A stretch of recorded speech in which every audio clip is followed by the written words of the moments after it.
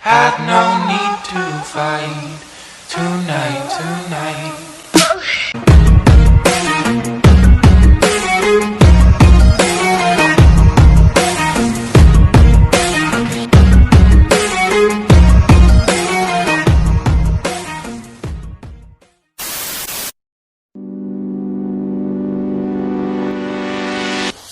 Hello guys! 안녕하세요. 오빠. 안녕하세요. 한국.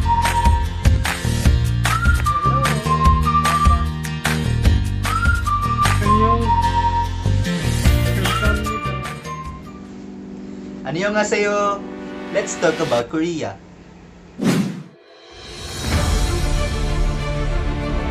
North and South Korea originally came together in the 7th century under Silla dynasty, and they remained united up until 1945. So what happened? How could the country united for so long suddenly just split in two? The answer is war. Let's turn back time to 1894 to 1895. It is the first Sino-Japanese War, the war between Japan and China to find out who will govern the Japanese people, but because of the modern weapons of Japan, they won the war against China. In 1910, the Japanese Empire formally added the Korean Peninsula as their land. That's when Korea got split along the 38th parallel. They choose it because it is almost evenly divided in Korea. The Soviets occupied the north and Americans occupied the south. With the start of the Cold War, two separate states were created: the Communist Democratic People's Republic of Korea and the Capitalist Republic of Korea, although no Korean was consulted on this division. On June 25, 1950, North Korea invaded the South to unify the peninsula under communism. A United Nations military effort made up mainly of US forces came to the aid of the South Koreans and repelled the North Koreans back across the border. In October 1950, the UN and South Korean forces went into the north to finish the war, but were met by a surprise counter-offensive by Chinese troops who had to came to help the North Koreans. The fighting continued until July 27, 1953, when an armistice was signed to end hostilities. By then, more than 2 million people had been killed and the peninsula was devastated. They also agreed to have a Korean Demilitarized Zone or DMZ.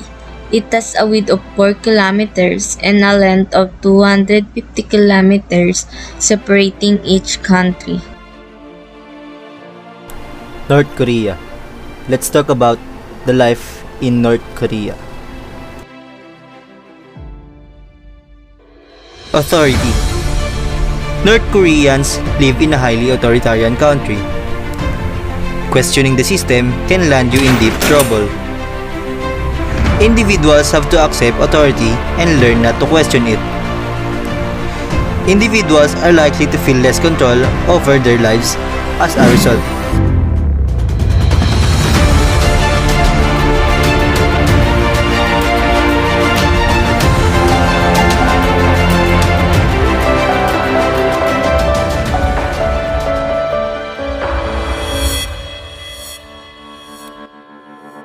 But they also have sports. Just like everyone else, North Koreans love sports. Football, volleyball, and basketball are really popular among the average citizens. But North Korea also has a bunch of elite athletes as well. They have a total 56 Olympic medals, 16 of which are gold. On the world stage, North Korea shines in weightlifting, Gets it overhead. That's it. It's a new world record total. 100. gymnastics, and judo. And from their hair and beauty, no problem with that.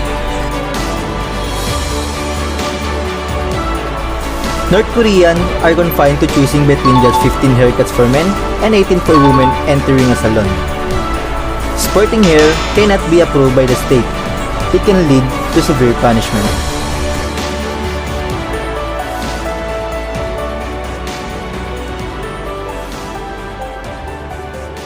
Cultural life in North Korea. The compound religious strains of shamanism, Buddhism, Confucianism, and Taoism have deep roots in Korean culture. Although the country has received continuous streams of foreign cultural influence mainly from China, Koreans have kept their identity and maintained and developed their unique language and customs. Westernization, begun in the late 19th century, was accomplished in harmony with the Korean tradition and slowly transformed the culture without much conflict until the 1940s. Notwithstanding Japanese attempts to liberate Korean culture during its occupation of the peninsula. After World War II, the occupying Soviets did not recognize the Korean traditional family system or Confucian philosophy. Age-old lineage records were burned, and the kinship system was broken.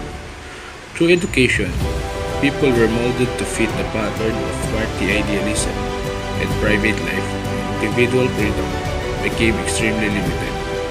Development plans since the Korean War have demanded much from the Koreans in terms of patience and labor. As a result, the people have had to live in austere existence. The standard of living improved over time, but leisure and cultural activities have continued to be regimented and geared toward organized group activities, such as rallies and museum tours.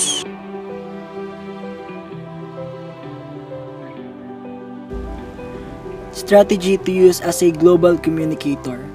Knowing how to communicate effectively is the key to any relationship. But because of the vastness of the world, we may encounter with some people who have different cultures that can cause misunderstanding and miscommunication. In this video are the strategy that can help you to become an effective global communicator, especially when you travel in Korea. First, know the receiver.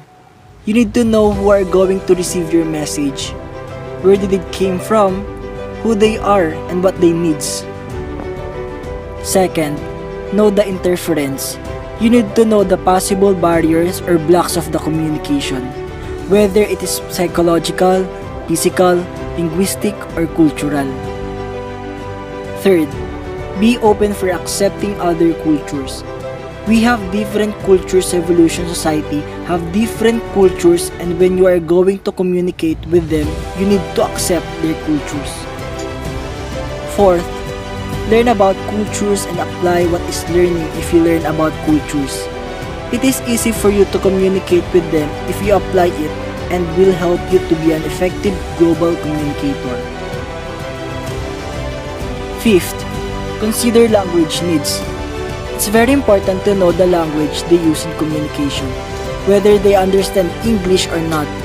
When they didn't understand English, you need to study their language, or you need to hire a translator to understand what you are saying when you want to communicate with them. And lastly, know your goal. Finalize the purpose. Why are you communicating? Where are you going to communicate, and what is your goal? North and South Korea may be neighbors, but these two states cannot be any more different. South Koreans have more rights, more knowledge, and more freedom to express themselves through their fashion and hairstyles. But their neighbors up north are often left in the dark. We all want to stick around to see North Korea's clothing rules and restrictions, as well as the hairstyle they're forced to wear. North Korea likes to tell its people that they are at the forefront of every industry, including the beauty market. South Korea has proven to be a leader in the industry, and many beauty products and beauty rituals have begun there. Something like this would never happen in North Korea, because North Koreans are not familiar with global beauty trends at all. If you're looking for the latest fashion and pop culture trends, Look no further than the South Korea. This state is known for popularizing new fashion styles and inspiring fashionistas from all corners of the globe. But not in North Korea. Things are much different. The only access that they have to what's hot, what's not, is from viewing smuggled materials like TV shows and magazines. And they also ban for having affairs. North Koreans can't wear jeans and long trousers, must be loose-fitting so that they're not too revealing. Anything that's too decorated or embellished could also cause serious trouble from a North Korean. South Koreans share a few holidays with the people in the North, including the New Year's Day and the Liberation Day, but that's where the similarities end. But in the North Korea, most of their recognized holidays are dedicated to the state past and present leaders. The North Korean government goes to great length to keep information about their religion and holidays a secret from its people. To keep their people under their control, they cut off access to religions that may encourage North Koreans to seek a better way of life.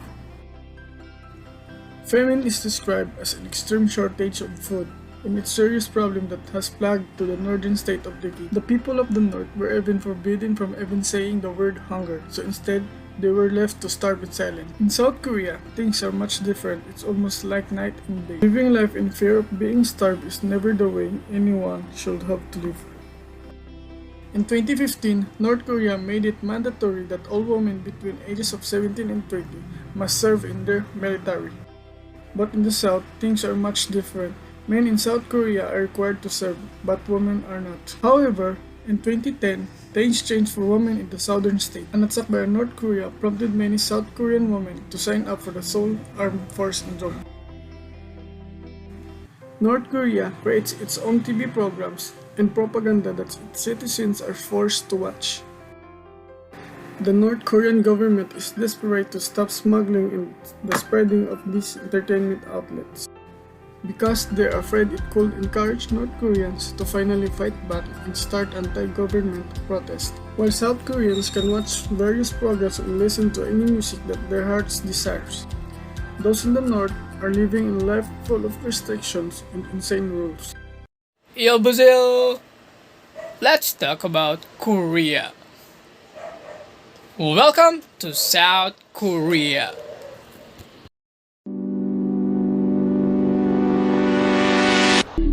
The economy of South Korea changed from an underdeveloped country to the 11th largest economy globally within one generation. In culture and society, the religion and beliefs in South Korea support religious freedom like Confucianism, Buddhism, and Christianity. In terms of the family, the eldest son bears extra responsibility to his family, and it is supposed that he will care for his parents in their old age.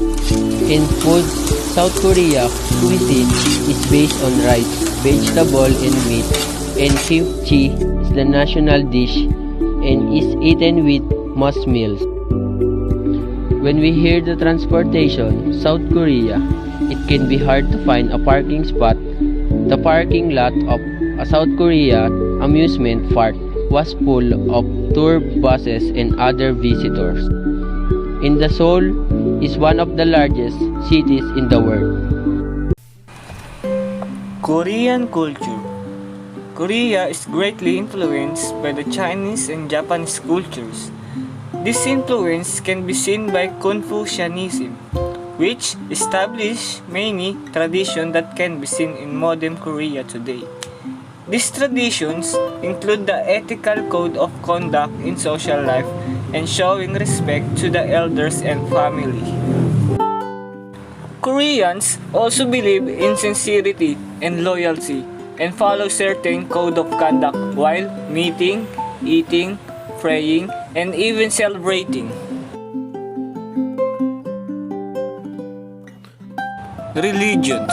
Confucianism, Buddhism, and Christianity are the main formal religions of Koreans. Confucianism is a political and social philosophy that pervades Korean culture. Many Koreans believe in the ancestral spirit and observe Confucian rituals.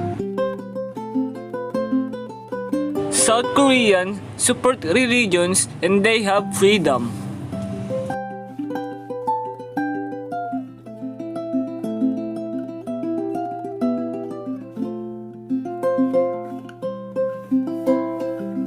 Celebrations. South Korea shares many holidays with the rest of the world, but also has some holidays unique to its culture. 새알날, 새알날.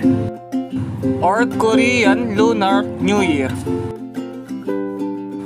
Choseok, or Korean Thanksgiving.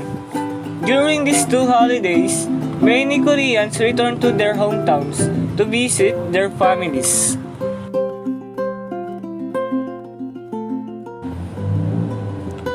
Food of Korean.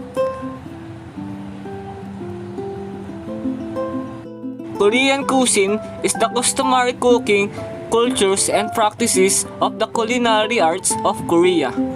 Korean cuisine has evolved through centuries of social and political change. Korean cuisine is largely based on rice, vegetables, and meats. Traditional Korean meals are named of the number of side dishes. Banchan. The accompanies thick cooked short grain rice.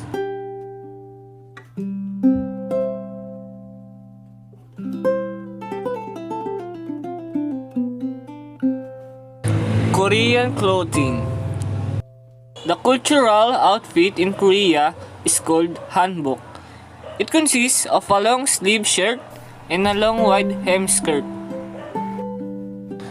It is normal to be worn during the big holidays, and in addition to which they're often also worn at weddings by the bride and grooms.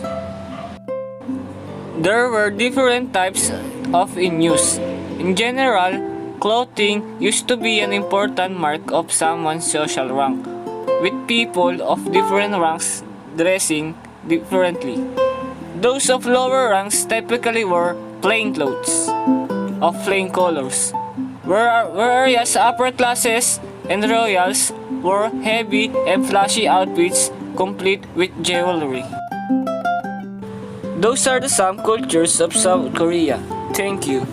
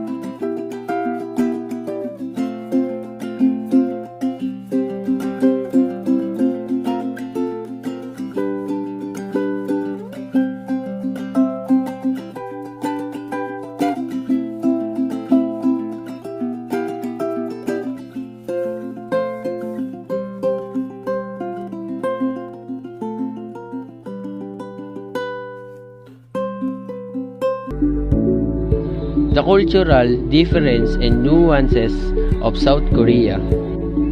Number 1. The language of South Korea structure, grammar, and vocabulary are similar to Japanese.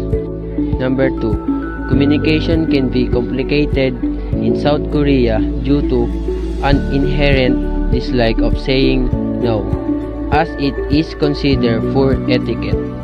Number 3. Respect, trust, and satisfaction are displayed through a deeper bow. Number 4. Avoid gifts such as names, scissors, sets of 4, and red writing. These are seen as cutting ties and signifying death, respectively. Number 5. In visiting a home, it is possible to arrive up to 30 minutes late without causing offense, but punctuality is highly respected. 안녕하세요. Welcome to South Korea. Let's talk about gestures. There are many benefits of learning Korean gestures and body language. Firstly, you'll be able to communicate with locals more effectively. Secondly, you will be more likely to avoid miscommunication. And lastly, it is fun to see the cultural differences and how some of these body gestures differ from those in your country, and so on. So therefore, we'll introduce 5 South Korean hand gestures you should know, only here at 6Flicks presentation. Let's go! All of these gestures are very popular in South Korea. These gestures that I will introduce to you is peace sign. Everyone knows what the V sign is. However, the meaning of these gestures varies depending on the cultural context. In South Korea, the peace sign is commonly used when taking pictures. Also, it can be used to show how proud you are of something. For example, when you're praised by your friend for receiving a full mark for an exam, you can show this peace sign for victory. This is one of the more common hand gestures in South Korean culture. Next gesture I will show to you is the promise handshake. Everyone knows how to make a promise hand gesture. It is similar to a pinky swear. In South Korea, a promise hand gesture itself isn't enough. We have many more hand gestures after that. The most popular ones are signature, scan, and handshake, as you can see the video. The number 3 gesture I will show to you is a heart sign. This Korean hand gesture is very popular not only in South Korea, but globally. This gesture is relatively new in Korea. And to make this hand gesture is very easy. Take your thumb and index finger and cross them to make the shape of a heart. That's it. These gestures that I will tell to you is all about money. It means money. So South Koreans use this sign when they don't want to talk about the money directly or when the situation is not that appropriate to talk about money. So you can use that for my example. 이게 뭐야, 듀온? 안녕, mother. 안녕. 당신에게 말하게 하세요. It's about my workplace. Everything is fine, but this is not good for me because of this. Everything is fine, but your salary is too low. And lastly, the 5th gestures the South Korean know is this.